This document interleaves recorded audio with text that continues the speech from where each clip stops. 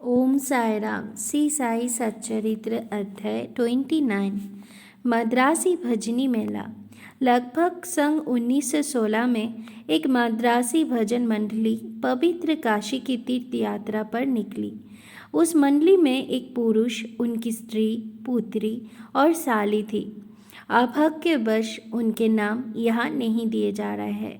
मार्ग में कहीं उनको सुनने में आया कि अहमदनगर की कोपरगांव तालुका के शीठी ग्राम में श्री साई बाबा नाम के एक महान संत रहते हैं, जो बहुत दयालु और पहुँचे हुए हैं। वो उदार हृदय और अहेतुक कृपा सिंधु है। वो प्रतिदिन अपने भक्तों को रुपया बांटा करता है। यदि कोई कलाकार वहाँ जाकर अपनी कला का प्रदर्शन करता है तो उसे भी पुरस्कार मिलता है। प्रतिदिन दक्षिणा में बाबा के पास बहुत रुपया इकट्ठे हो जाया करते थे।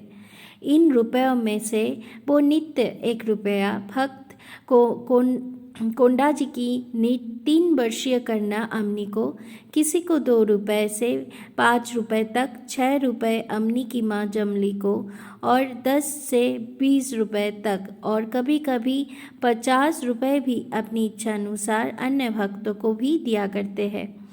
ये सुनकर मंडली शिरडी आकर रुकी। मंडली बहुत सुंदर भजन और गायन किया करती थी, परंतु उनका भीतरी ध्यान तो द्रव्य वर्जन में ही था। मंडली में 3 व्यक्ति तो बड़े ही लालची थे। केवल प्रधान स्त्री का ही स्वभाव इन लोगों से सर्वथा भिन्न था। उसके हृदय में बाबा के प्रति श्रद्धा तथा आदर था। एक बार जब दोपहर की आरती हो रही थी, तभी उस स्त्री की भक्ति और विश्वास देखकर बाबा प्रसन्न हो गए।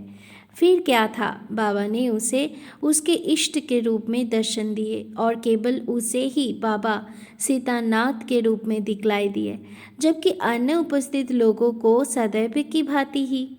अपने प्रिय इष्ट का दर्शन पाकर वो द्रवित हो गया तथा उसका कंठ रुद्ध गया और आँखों से अश्रुधारा बहने लगी।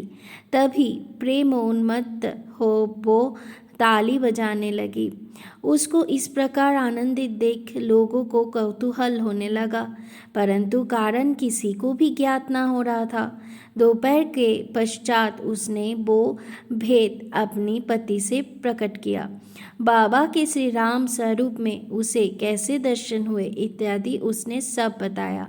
पति ने सोचा कि मेरी स्त्री बहुत भोली और भावुक है, अंत इसे राम का दर्शन होना एक मानसिक विकार के अतिरिक्त कुछ नहीं है। उसने ऐसा कहकर उसकी उपेक्षा कर दी कि कहीं ये भी संभव हो सकता है कि केवल तुम्हें ही बाबा राम के रूप में दिखे और अन्य लोगों को सदैव की भांति ही। स्त्री ने कोई प्रतिवाद न किया, क्योंकि उसे राम के दर्शन जिस प्रकार उस समय हुए थे वैसे ही अभी भी हो रहे थे। उसका मन शांत, स्थिर और संतृप्त हो चुका था। आश्चर्यजनक दर्शन। इसी प्रकार दिन बीतते गए। एक दिन रात्रि में उसके पति को एक विचित्र स्वप्न आया। उसने देखा कि एक बड़े शहर में पुलिस ने गिरफ्तार कर डोरी से बांधकर उसे कारावास में डाल दिया है। तत्पश्चात उसने देखा कि बाबा शांत मुद्रा में सिक्चों के बाहर उसके समीप खड़े हैं। उन्हें अपने समीप खड़े देखकर वो गिरा कर कहने लगा कि आपकी कीर्ति सुनकर ही मैं आपके श्री चरणों में आया हूँ। फिर आपके इतने निकट होते हुए भी मेरे ऊपर ये विपत्ति क्यों आई? तब वो बोले कि तुम्हें अपने बुरे कर्मों का फल अवश्य भुगतान करना चाहिए। वो पुण्य बोला कि इस जीवन में मुझे अपने ऐसे कर्म की स्मृति नहीं जिसके कारण मुझे ये दुर्दिन देखने का अवसर मिला। बाबा ने कहा कि यदि इस जन्म में नहीं है तो गत जन्म में अवश्य कोई बुरा कर्म किया होगा। तब वो कहने लगा कि मुझे तो अपने गत जन्म की कोई स्मृति नहीं, परंतु यदि एक बार मान भी लूँ कि कोई बुरा कर्म हो भी गया होगा तो अपने यहाँ होते हुए तो उसे भस्म हो जाना चाहिए। जिस प्रकार सूखी घास अग्नि द्वारा शीघ्र भस्म हो जाती है, बाबा ने पूछा, क्या तुम्हारा सचमुच ऐसा दृढ़ विश्वास है? उसने कहा, हाँ। बाबा ने उससे अपनी आंखें बंद करने को कहा और जब उसने आंखें बंद की, उसे किसी भारी वस्तु की गिरने की आहट सुनाई दी। आंखें खोलने पर उसने अपने को कारावास से मुक्त पाया। पुलिस वाला नीचे गिर पड़ा है तथा उसकी शरीर से रक्त प्रवाहित हो रहा है। ये देखकर वो अत्यंत भयभीत दृष्टि से बाबा की ओर देखने लगा। तब बाबा बोले कि बच्चों, अब तुम्हारी अच्छी तरह खबर ली जाएगी। पुलिस अधिकारी अभी आएंगे और तुम्हें गिरफ्तार कर लेंगे। तब वो गिरा कर कहने लगा कि आपके अतिरिक्त मेरी रक्षा और कौन कर सकता है?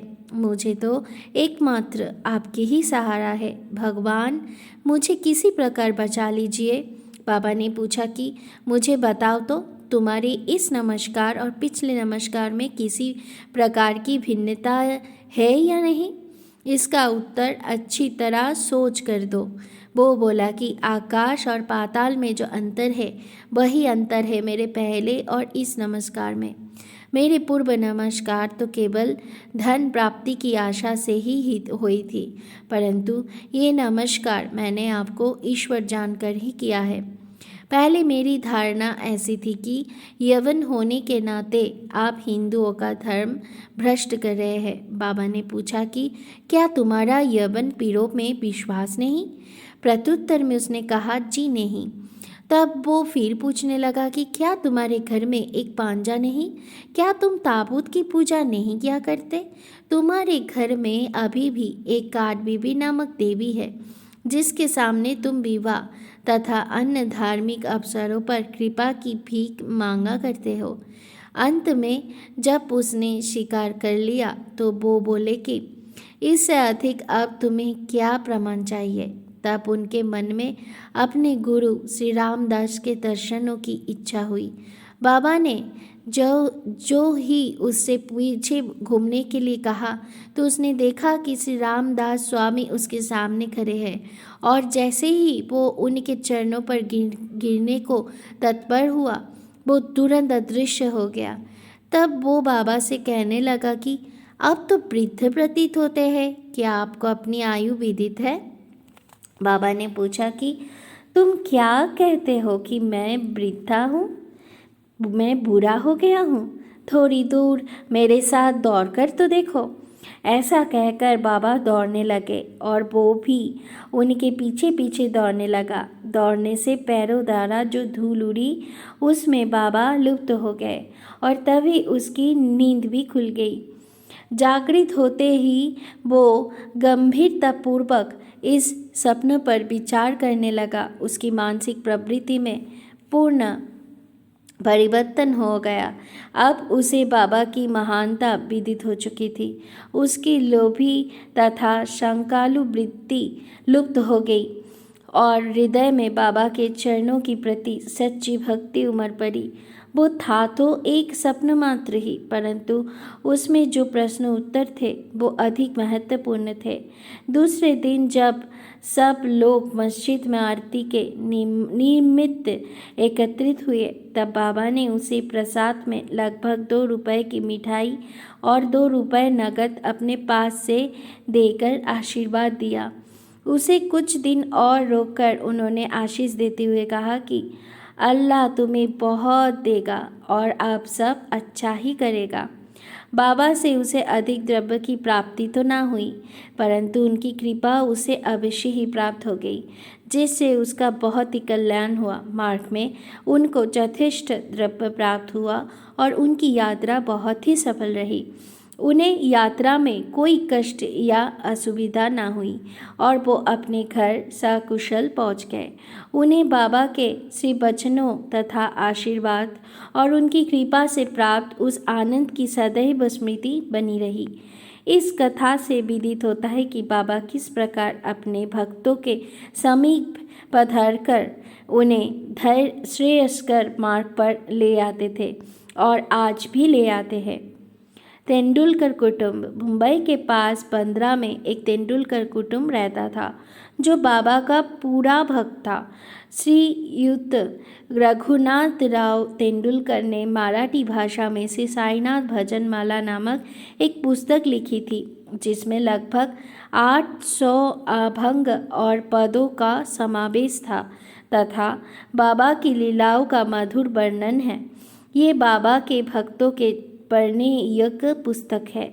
उनका ज्येष्ठ पुत्र बाबू डॉक्टरी परीक्षा में बैठने के लिए अनवरत अभ्यास कर रहा था। उसने कोई ज्योतिषियों को अपनी जन्म कुंडली दिखाई, परंतु सभी ने बतलाया कि इस वर्ष उसके ग्रह उत्तम नहीं है, किंतु अगले वर्ष परीक्षा में बैठने से उसे अवश्य सफलता प्राप्ति होगी। इससे उसे बड़ी निराशा हुई और वो अशांत हो गया। थोड़े दिनों के पश्चात उसकी माँ शिरडी आ गई और उसने वहाँ बाबा के दर्शन किए। अन्य बातों के साथ उसने अपने पुत्र की निराशा तथा अशांति की बात भी बाबा से कही। उनके पुत्र को कुछ दिनों के पश्चात ही परीक्षा में बैठना था। बाबा कहने लगा कि अपने पुत्र से कहो कि मुझ पर विश्वास रखे। सब भविष्य कथन तथा ज्योतिषियों द्वारा बनाई कुंडलियों को एक कोने में फेंक दो और अपना अभ्यास क्रम चालू रख शांत चित्त से परीक्षा में बैठे। वो अवश्य ही इस वर्ष उत्तीर्ण हो जाएगा। उससे कहना कि निराश होने की कोई बात नहीं है। माँ ने घर आकर बाबा का संदेश पुत्र को सुना दिया। उसने घोर परिश्रम किया और परीक्षा में बैठ गया। सब पर्चों के जवाब बहुत अच्छे लिखे थे, परंतु फिर भी संशयग्रस्त होकर उसने सोचा कि संभव है कि उत्तीर्ण होने योग्य अंक मुझे प्राप्त ना हो सके, इसलिए उसने मौखिक परीक्षा में बैठने का विचार त्याग दिया। परीक्षक तो उसके पीछे ही लगा था। उसने परीक्षा में अवश्य ही बैठना चाहिए। इस प्रकार प्रोत्साहन पाकर वो उसमें भी बैठ गया तथा दोनों परीक्षाएं में उत्तीर्ण हो गया। उस बरस उसकी ग्रह दशा विपरीत होते हुए भी बाबा की कृपा से उसने सफलता पाई। यह केवल इतना ही बात ध्यान देने योग्य है कि कष्ट और संशय की उत्पत्ति अंत में दृढ़ विश्वास में परिणत हो जाती है। जैसे भी हो, परीक्षा तो होती ही है, परंतु यदि हम बाबा पर दृढ़ विश्वास और श्रद्धा रखकर प्रयत्न करते हैं तो हमें सफलता अवश्य ही मिलेगी। इसी बालक के पिता रघुनाथ राव मुंबई की एक विदेशी व्यवसायी फर्म में नौकरी करते थे। वो बहुत वृद्ध हो चुके थे और अपना कार्य सुचारू रूप में नहीं कर सकते थे, इसीलिए वो अब छुट्टी लेकर विश्राम करना चाहते थे। छुट्टी लेने पर भी उनके शारीरिक स्वास्थ्य में कोई विशेष परिवर्तन न हुआ। अब ये आवश्यक था कि सेवानिवृत्ति की पूर्वकालिक छुट्टी ली जाए। एक वृद्ध और विश्वास पात्र नौकर होने के नाते प्रधान मैनेजर ने उन्हें पेंशन देकर सेवानिवृत्त करने का निर्णय किया।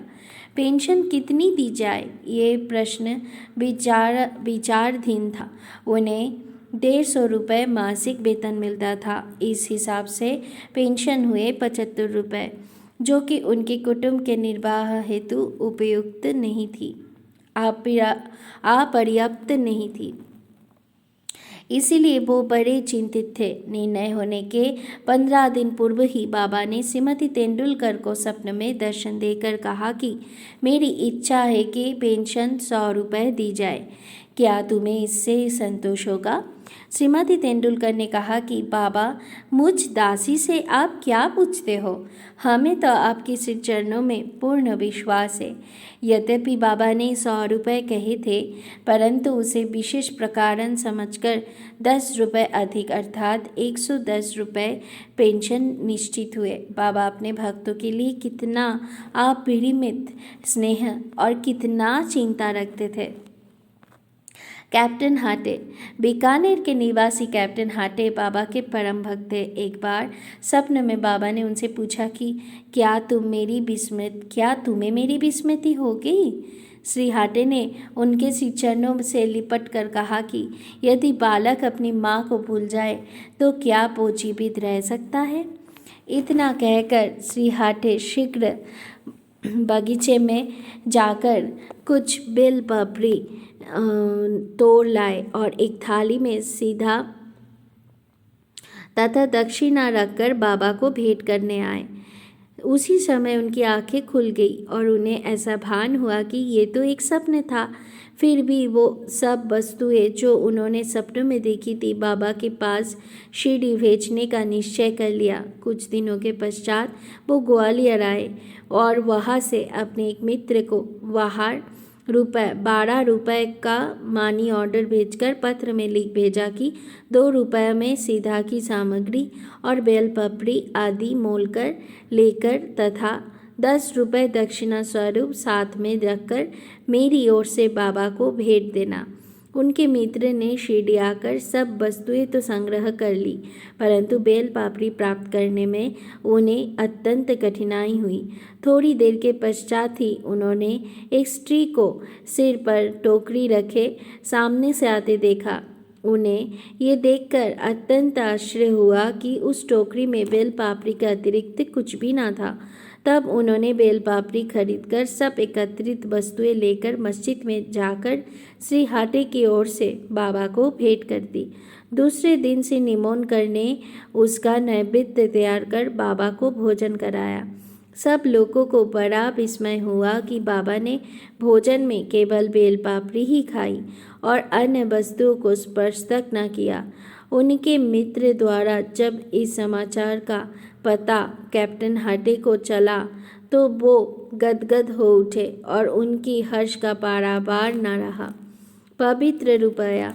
एक अन्य अवसर पर कैप्टन हाटे ने विचार किया कि बाबा के पवित्र कर कमलों द्वारा स्पर्शित 1 रुपया लाकर उसने अपने घर में अवश्य ही रखना चाहिए। अचानक ही उनकी भेंट अपने एक मित्र से हो गई जो शिरडी जा रहे थे। उनके हाथ ही श्री हाटे ने 1 रुपया भेज दिया। शिरडी पहुंचने पर बाबा को यथायज्ञ प्रणाम करने की पश्चात उसने दक्षिणा भेंट की, जिसे उन्होंने तुरंत ही अपने जेब में रख लिया। तत्पश्चात ही उसने कैप्टन हाटे का रुपया भी अर्पण किया, जिसे वो हाथ में लेकर गौर से निहारने लगे।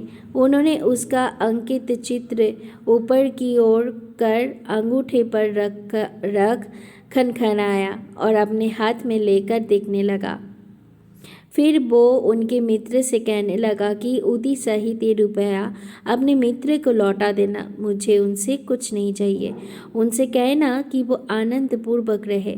मित्र ने ग्वालियर आकर वो रुपया हाटे को देकर वहाँ जो कुछ हुआ था वो सब उन्हें सुनाया, जिसे सुनकर उन्हें बड़ी प्रसन्नता हुई और उन्होंने अनुभव किया कि बाबा सदैव उत्तम विचारों को प्रोत्साहित करते हैं। उनकी मनोकामना बाबा ने पूर्ण कर दी। श्री बामन नावेरकर। पाठकगण अब एक भिन्न कथा श्रवण करें। एक महाशय जिनका नाम बामन नावेरकर था, उनकी साई चरणों में प्रगाढ़ प्रीति थी। एक बार वो एक ऐसी मुद्रा लाए जिसकी एक ओर राम, लक्ष्मण और सीता तथा दूसरी ओर करबद्ध मुद्रा में मारुति का चित्र अंकित था। उन्होंने ये मुद्रा बाबा को इस अभिप्राय से भेंट की कि वो इसे अपनी कर स्पर्श से पवित्र कर उदी सहित लौटा दे, परंतु उन्होंने उसे तुरंत अपनी जेब में रख लिया। श्यामा ने बामन राव की इच्छा बताकर उनसे मुद्रा वापस करने का अनुरोध किया। तब वो बामन राव के सामने ही कहने लगा कि ये भला उनको क्यों लौटाया जाए, इसे तो हमें अपने पास ही रखना चाहिए। यदि वो इसके बदले में 25 रुपया देना स्वीकार करे तो मैं इसे लौटा दूंगा।